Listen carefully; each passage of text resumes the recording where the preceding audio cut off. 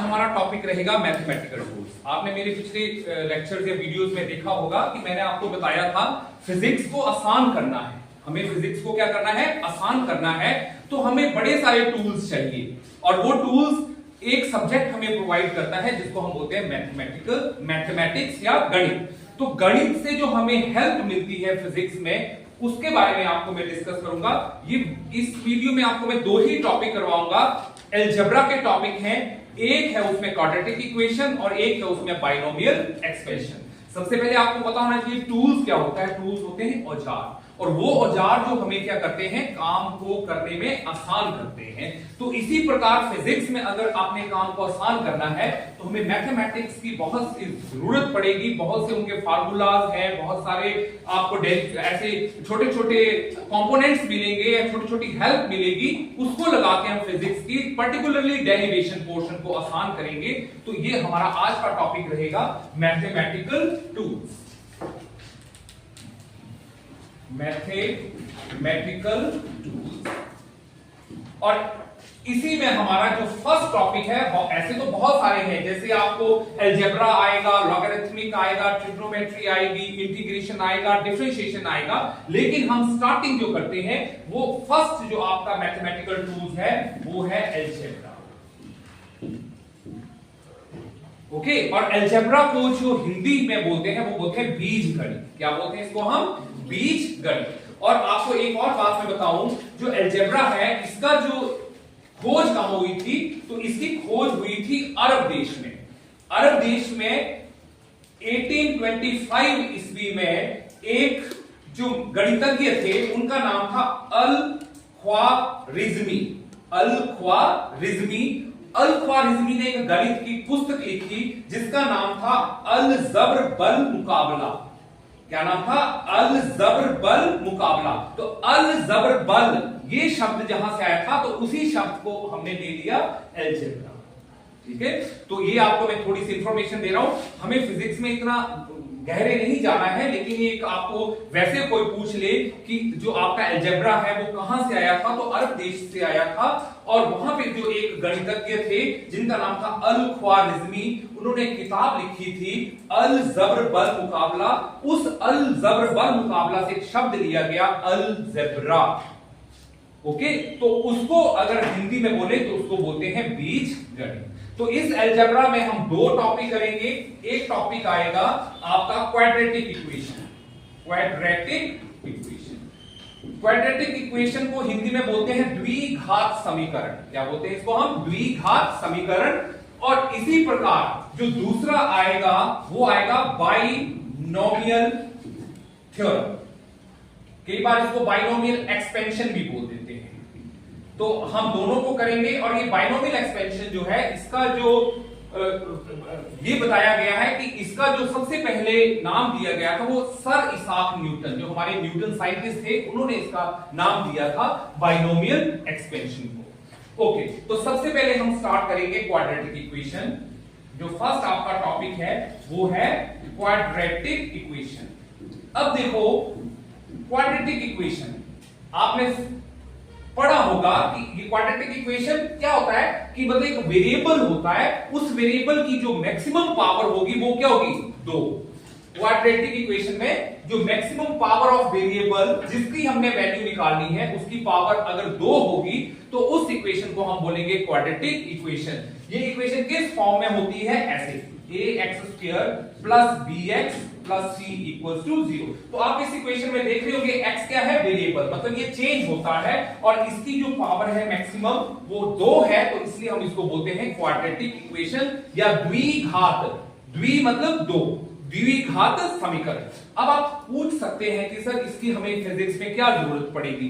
तो बेटा बहुत सारे इक्वेशन ऑफ मोशंस आती हैं। आप ग्रेविटेशन में अगर आप जाएंगे तो अगर आपको कोई ऐसा आपको केस आ जाएगा कि आपने किसी ऑब्जेक्ट का समय निकालना है, जैसे आपने कोई बॉडी को थ्रो किया, उसको वापस धरती पे आने में कितना समय लगा। तो जब आप ऐसे केसेस करेंगे ना, तो वहां पे आपको एक ऐसी ही इक्वेशन बन जाएगी जिसमें आपको टाइम निकालना है। तो हम x के बजाय क्या ले लेते हैं, टाइम, क्योंकि फिजिक्स में हम बड़े सारे केसेस ऐसे होते हैं जब हमें टाइम की वैल्यू निकालनी है।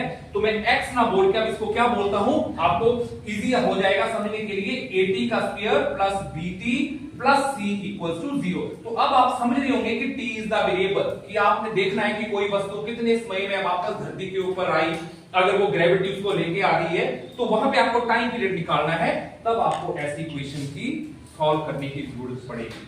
और आपको मैं इसका सॉल्यूशन बताता हूं। सॉल्यूशन क्या होता है बेटा, सॉल्यूशन होता है कि कोई ऐसी वैल्यूज टाइम की जो इस इक्वेशन को सेटिस्फाई कर दे। तो क्योंकि यहां पे द्विघात है तो दो वैल्यूज आएंगी इस समय की, आप देखेंगे दो वैल्यू जो होंगी वो इस इक्वेशन को सेटिस्फाई करेंगी, तो वो इसका क्या होगा, सॉल्यूशन, या वो इसका क्या होगा, मान होगा, या वो उसकी क्या होगी, वैल्यू।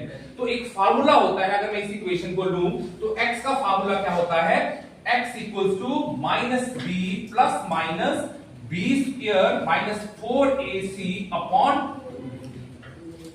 तो ये फार्मूला जो है minus B plus minus B square minus 4ac upon 2a, ये जो है इसका सॉल्यूशन देता है। जब आप इसमें, अब आप पूछ सकते थे a b c क्या है, a b जो है उनको कोफिशिएंट्स बोला जाता है। a को बोलेगा x स्क्वायर का कोफिशिएंट और b को बोलेंगे x का कोफिशिएंट, और c जो है उसको बोलते हैं कांस्टेंट। क्या कर रहे हैं, ये कांस्टेंट, बस इसके साथ वेरिएबल नहीं है तो इसको हम कांस्टेंट बोलेंगे। अब अगर आप देखेंगे, अगर आपको a पता है, b पता है, c पता है, तो आप x की वैल्यू, या हम बोल सकते हैं कोई भी जो आपको वेरिएबल फिजिक्स में, जैसे t है तो आप t की वैल्यू को निकाल सकते हैं। तो मैं आपको एक एग्जांपल करके बताता हूं। यहां पे अगर आपके पास कोई इक्वेशन है 2t square minus plus 5t minus 12 equals to 0, आप इसको खुद भी सॉल्व कर सकते हैं। 2t square plus 5t minus 12 equals to 0। तो आप यहां पे बताएं a कितना है 2, b कितना है 5 और c कितना है माइनस 12। तो अब हम यहां पे वैल्यू को पुट करते हैं, इस फार्मूला की हेल्प लेंगे। तो आपके पास t किसके बराबर आ जाएगा, t equals to minus b, तो माइनस 5 प्लस माइनस b का स्क्वायर, b कितना है 5 का स्क्वायर माइनस 4ac, a कितना है 2 और c कितना है माइनस 12 अपॉन 2a। 2 मींस 2 तो इसके साथ फार्मूला में है और a की वैल्यू हमने 2 लगा। तो जैसे हम इसको सॉल्व करेंगे, you will have minus 5 plus minus 5 square 25 minus into minus plus 4 to the 8 and 8 12 the 96 और नीचे डिवाइडेड बाय 2 to the 4। आप जब 96 और 25 को मल्टीप्लाई करेंगे, प्लस करेंगे, तो आई थिंक आपका आंसर आएगा 121। तो आप इसको सॉल्व करें तो you will have minus 5 plus minus 121 upon 4। Okay, अब आगे 121 का रूट क्या होता है 11, तो आपके पास आएगा माइनस 5 प्लस माइनस 11 अपॉन 4, तो ये आपके पास t की वैल्यू आएगी। अब देखो यहाँ पे प्लस माइनस है तो ये दो वैल्यूज हो जाएंगी, तो आपके पास होगा t either minus 5 plus 11 upon 4 और एक होगा माइनस 5 माइनस 11 अपॉन 4। अब आप जब इसको सॉल्व करेंगे तो आपके पास आएगा 6 अपॉन 4 आई थिंक प्लस का, और एक आ जाएगा माइनस 16 अपॉन 4। तो अगर मैं इसको भी सॉल्व कर दूं तो 3 to the 6 and 2 to the 4 और यहां पे आएगा 4। तो आपके पास जो t की वैल्यू आएगी, t comes out to be plus 3 upon 2 and minus 4। अब बेटा आपको सोच रहे होंगे कि यहां तो दो वैल्यू आ गई, तो फिजिक्स में कई बार क्या होता है कंडीशंस लगती हैं। आप देखना लास्ट में हो सकता है हम ये कंडीशन लगा दें कि -4 इज नॉट पॉसिबल, तो इसलिए जो एक्चुअल में आंसर होगा दैट इज 3/2 यूनिट्स। ओके, तो वो तो लास्ट की बात है, वो बाद की बात है कि कंडीशंस लगे। तो मैंने आपको यहां क्वाड्रेटिक इक्वेशन जो द्विघात समीकरण है उसको मैंने बताया वो किस फॉर्म में होता है, उसका सॉल्यूशन क्या होता है, और एक हमने एग्जांपल की और मैंने आपको बताया कि अगर आप फिजिक्स में जाएंगे तो कुछ ग्रेविटेशन या मोशन में ऐसे एग्जांपल्स आएंगे जहां पे आपको कोई टाइम पीरियड की वैल्यू निकालनी है, तो वहां पे आपको क्वाड्रेटिक इक्वेशन की जरूरत पड़ेगी। Okay, so this is for quadratic equation. Understand. अब जो हम सेकंड इसका लेते हैं वो लेते हैं बाइनोमियल एक्सपेंशन। ओके, ये good morning to all of you. अब आप हमारा टॉपिक रहेगा बाइनोमियल एक्सपेंशन। ये हमारा टॉपिक पिछली वीडियो की ही कंटिन्यूटी है, जिसमें मैंने आपको बताया था मैथमेटिकल टूल्स की जरूरत पड़ती है फिजिक्स में हमें बहुत सारी डेरिवेशंस को करने के लिए। मैथमेटिकल टूल्स डिफरेंट टाइप के होते हैं, मींस मैथमेटिकल फॉर्मूलाज होते हैं बेसिकली, जिनको हम यूज करते हैं to solve the derivations in the physics. तो उसमें हमारा बताया गया था, मैंने आपको बताया था कि एक अलजेब्रा होता है, उसको बीज गणित बोलते हैं। उसी अलजेब्रा में हमने जो पिछली वीडियो में है वो देखा होगा क्वाड्रेटिक इक्वेशन, द्विघात समीकरण को कैसे हल किया जाता है। और उसी अलजेब्रा का जो नेक्स्ट पार्ट है दैट इज बाइनोमियल एक्सपेंशन। इसको जो है हिंदी में द्विपद प्रमेय बोलते हैं। क्या बोलते हैं इसको? द्विपद परिमेय। और ये एक एक्सपेंशन है। वैसे एक्सपेंशन का मतलब क्या होता है? ओपन करना, खोलना, मतलब किसी चीज को। अगर हम स्मॉल एक्सपेंशन की बात करें तो आपने पढ़ा होगा, जैसे अगर मैं आपको बोलूं कि एक फार्मूला है a प्लस बी का होल स्क्वायर, तो ये भी एक्सपेंशन है, लेकिन इसमें जो है पावर 2 है और इसका फार्मूला आपको पता है, इसका फार्मूला होता है a square plus B square plus 2ab। इसी प्रकार a प्लस बी का होल क्यूब भी आप ओपन कर सकते हैं। लेकिन अगर ये पावर्स बढ़ती चली गई, अगर ये पावर्स बड़ी हो गई, तो आप उसको कैसे सॉल्व करेंगे? तो उन्हीं ऐसे एक्सपेंशन को सॉल्व करने के लिए जिसमें जो इसको अगर मैं n मान लूं तो n क्या हो? n एक ऐसा नंबर हो, पॉजिटिव भी हो, नेगेटिव भी हो, फ्रैक्शन में भी हो, तब आप इन फार्मूलाज की हेल्प नहीं ले सकते हैं। तब आपको एक मेथड यूज करना पड़ेगा जिसको हम बोलते हैं बाइनोमियल एक्सपेंशन या बाइनोमियल थ्योरम। ये एक अलजेब्रा का पार्ट है, अलजेब्रा का पार्ट है, और हम पढ़ रहे हैं मैथमेटिकल टूल्स। तो बात हो रही थी बाइनोमियल एक्सपेंशन की। तो बाइनोमियल एक्सपेंशन में क्या करते हैं? हम एक फार्मूला लेते हैं। हम क्या लेते हैं? फार्मूला। तो उस फार्मूला में क्या होता है? आपको एक फार्मूला दिया जाएगा 1 plus, for example 1 plus X raise to power n। ये एक फार्मूला है 1 plus X raise to power n।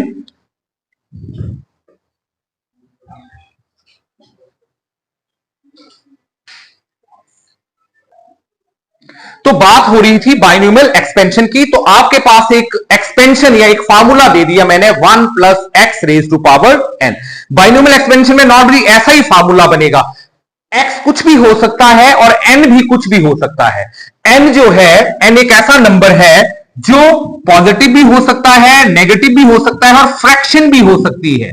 Fraction मतलब p अपॉन q फॉर्म में, और प्लस मतलब जैसे +3 -3, ये इंटीजर्स होते हैं और ये फ्रैक्शन होती है। जैसे आपको 2/3 n की पावर 2/3 दे दी, तो आप फार्मूला नहीं लगा सकते a प्लस बी का होल स्क्वायर। वहां पे आपको डिफरेंट तरीके से इसको सॉल्व करना है।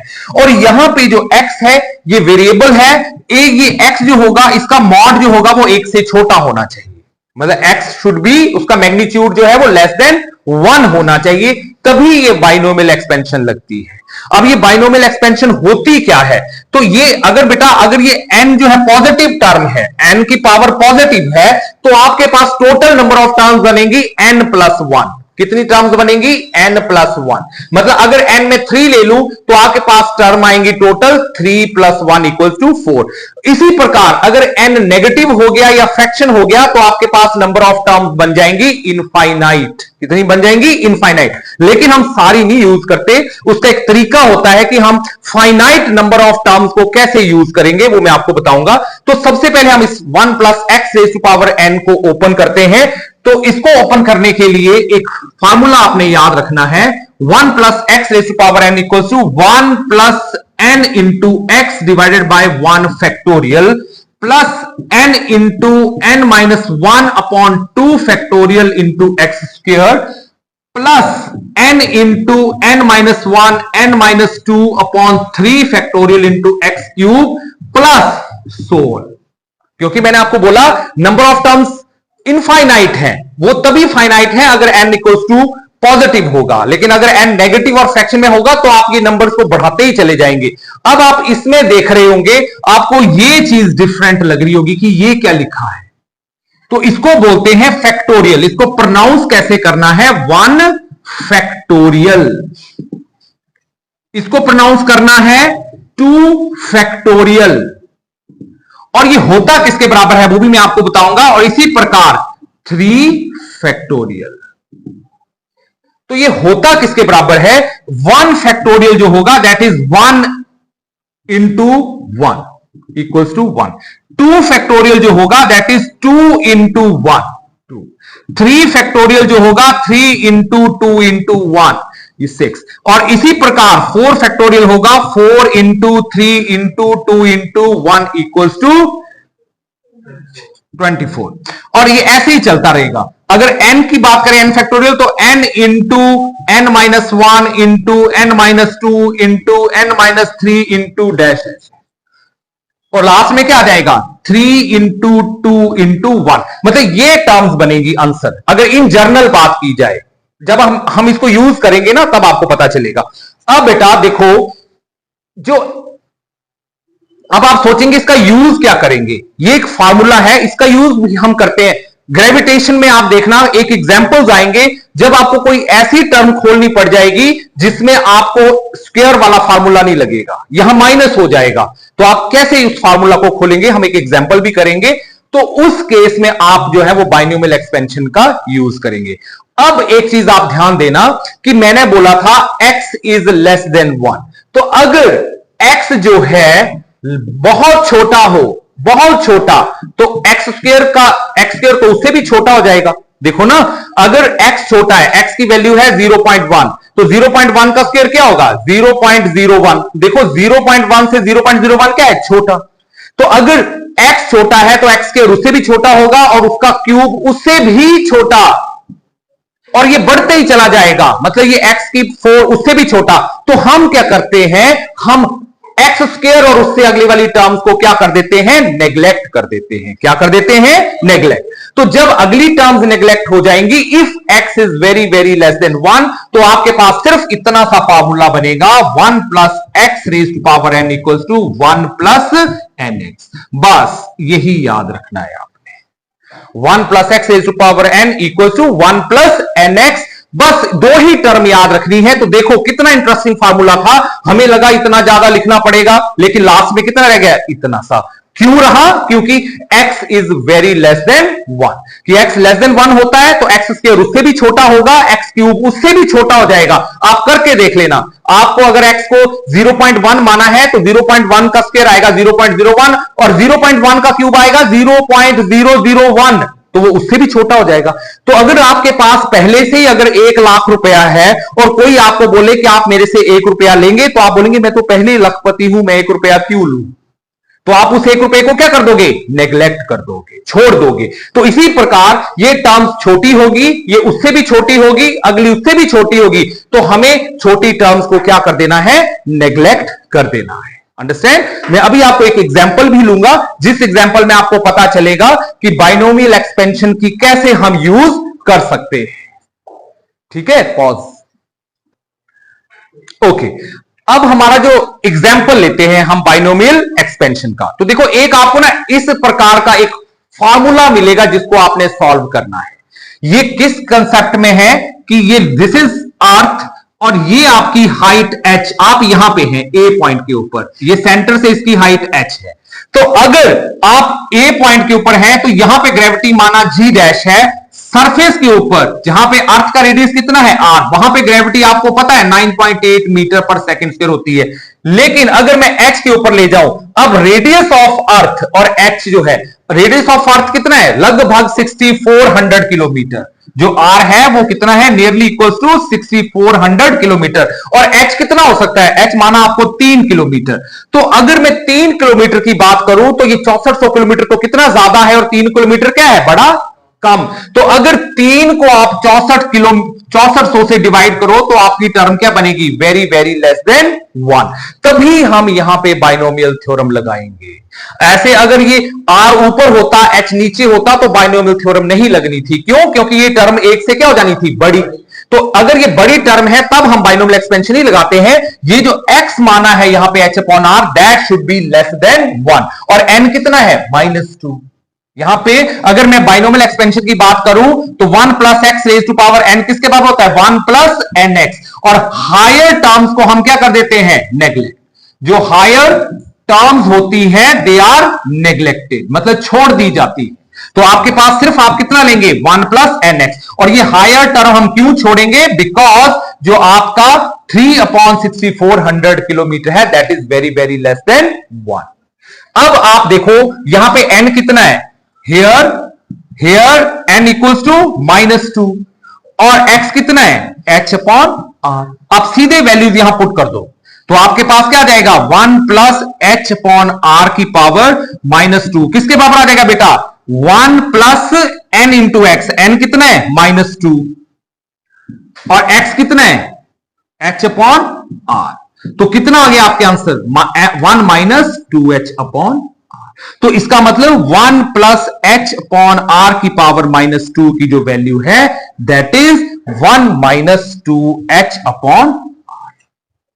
तो अगर आप इसमें a plus B whole square वाला फार्मूला नहीं लगा सकते, a प्लस बी का क्यूब नहीं लगा सकते, क्योंकि यहां पे पावर जो है वो माइनस में है। तो मतलब अगर आपको इस प्रकार से कोई वैल्यू आती है तब आपने बाइनोमियल थ्योरम का यूज करना है। आप एक +1 में ही आपके एक सिलेबस में कॉन्सेप्ट आता है न्यूटन्स लॉ ऑफ कूलिंग, एक कॉन्सेप्ट आएगा न्यूटन्स लॉ ऑफ कूलिंग, वहां पे देखना आपको यही लॉ लगाना पड़ेगा बाइनोमियल एक्सपेंशन। वहां पे अगर आपको किसी बॉडी का टेम्परेचर निकालना है तो उस टेम्परेचर को सॉल्व करने के लिए आपको बाइनोमियल एक्सपेंशन की ही जरूरत पड़ेगी। तो आई होप आपको ये मेरा जो बाइनोमियल एक्सपेंशन का टॉपिक समझ आया होगा। मैं फिर से दोहराता हूं कि ये एक अलजेब्रा का पार्ट है। अलजेब्रा का पार्ट जो है, जो बाइनोमियल एक्सपेंशन जिसको कि हम यूज करते हैं टू सॉल्व द इक्वेशंस, या मतलब आपको कोई चीज को एक्सपैंड करना है जिसको आप नॉर्मल फार्मूलाज की हेल्प से एक्सपैंड ना कर सके, स्क्वायर वाले या क्यूब वाले फार्मूलाज, तो वहां पे आपको बाइनोमियल एक्सपेंशन लगाई जाती है। बाइनोमियल एक्सपेंशन तभी लगती है व्हेन जो अगर हम फार्मूला में 1 plus X raise to power N तो x is very very less than 1, ठीक है। तो उस टाइम फिर हम हायर टर्म्स को नेग्लेक्ट कर देते हैं और दो ही टर्म्स को रखते हैं 1 प्लस एन एक्स। एन कुछ भी हो सकता है, कोई भी नंबर हो सकता है, माइनस, पॉजिटिव, नेगेटिव या फ्रैक्शन में भी हो सकता है। अगर आपको कोई मैं ऐसे एग्जांपल बोलूं कि आपने 1 प्लस h/r की पावर -2/3, तब भी आप बाइनोमियल एक्सपेंशन लगा सकते हैं, क्योंकि यहां पे n क्या हो गया -2/3, it is in fraction with negative sign, ठीक है। तो दिस इज बाइनोमियल एक्सपेंशन। बाकी के लेक्चर्स में हम आगे वाला जो टूल्स करेंगे, मैथमेटिकल टूल्स जो बचे हुए हैं, जिसमें ट्रिग्नोमेट्री है, इंटीग्रेशन है, डिफरेंशिएशन है, लॉगरिथमिक है, तो आने वाले आपके जो लेक्चर्स हैं वो इसके ऊपर रहेंगे, मैथमेटिकल टूल्स के ऊपर। Thank you very much. Subscribe and share for more amazing physics content, and press the bell icon to never miss an update. Subscribe and press the bell icon for more from Pahadi Physics Guru.